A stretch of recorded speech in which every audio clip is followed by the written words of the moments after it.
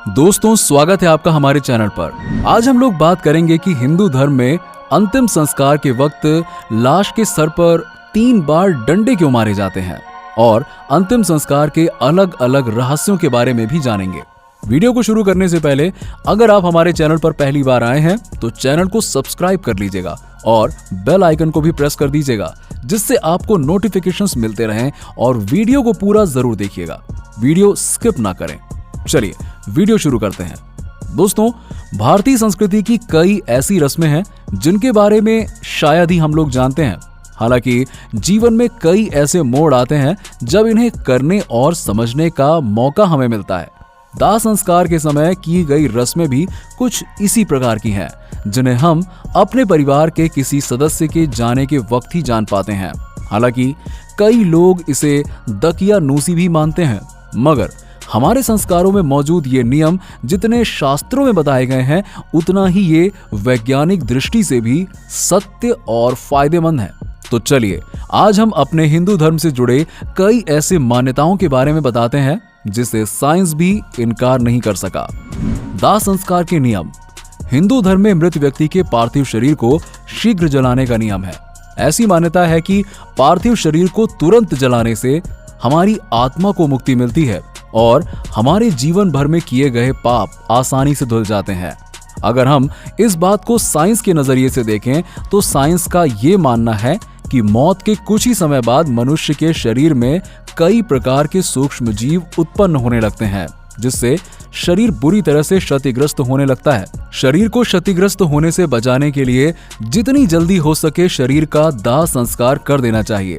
अगर आप शरीर को जल्दी से जलाकर नष्ट नहीं करेंगे तो शरीर में उत्पन्न सूक्ष्म जीवों की वजह से कई अन्य लोग बीमार पड़ सकते हैं और इससे इन्फेक्शन होने का खतरा होता है। इसीलिए साइंस के नजरिए से ये एक सही प्रक्रिया है जिससे शरीर आसानी से नष्ट हो जाता है। क्यों 3 बार मारा जाता है डंडा?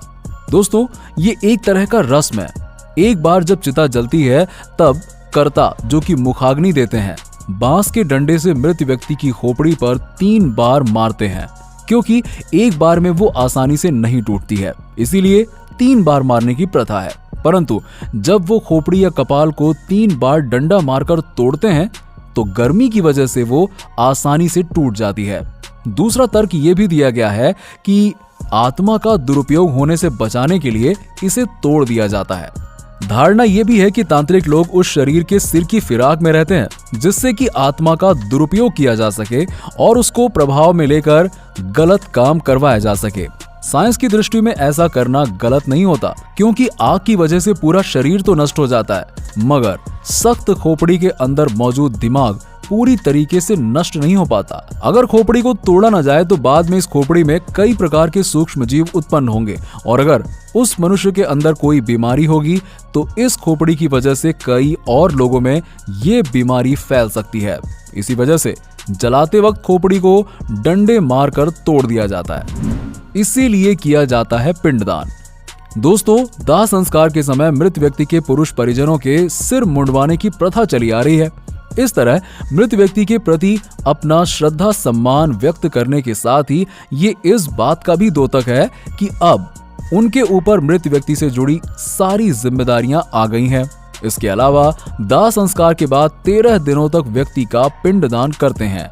ऐसे उनकी आत्मा को शांति मिलती है और मृत शरीर और परिवार के बीच मोह भंग हो जाता है।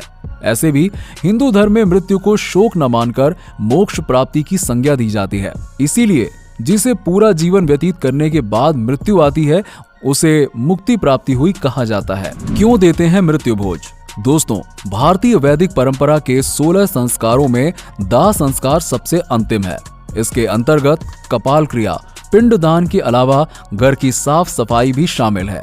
इन्हें 10 गात्र के नाम से पुकारा जाता है, जिसमें एकादश गात्र को पीपल वृक्ष के नीचे पूजन, पिंडदान आदि होता है। द्वादश गात्र में गंगा जल से घर पवित्र किया जाता है। फिर त्रयोदशी को ब्राह्मणों के भोज पश्चात रिश्तेदारों और समाज के करीबी लोगों को सामूहिक भोज दिया जाता है। ऐसे सूतक काल खत्म होने के बाद मृतक के परिवार में लोगों का आना जाना सामान्य रूप से शुरू हो पाता है। गरुड़ पुराण के अनुसार इस समय परिचित व रिश्तेदारों को मृतक के घर पर अनाज, ऋतुफल, वस्त्र व अन्य सामग्री लेकर जाना चाहिए।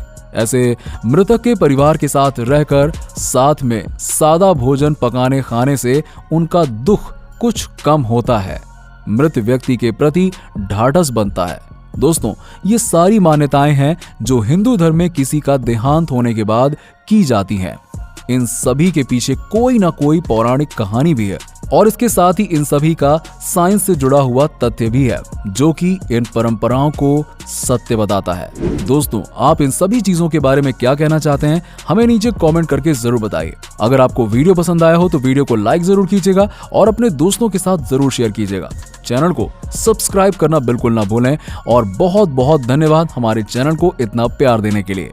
ऐसे ही प्यार बनाए रखिए और बहुत सारी इंटरेस्टिंग वीडियोस आपके लिए आने वाली हैं। कृपया हमारे वीडियोस देखना ना भूलें। मिलते हैं आपसे अगले वीडियो में। नमस्कार।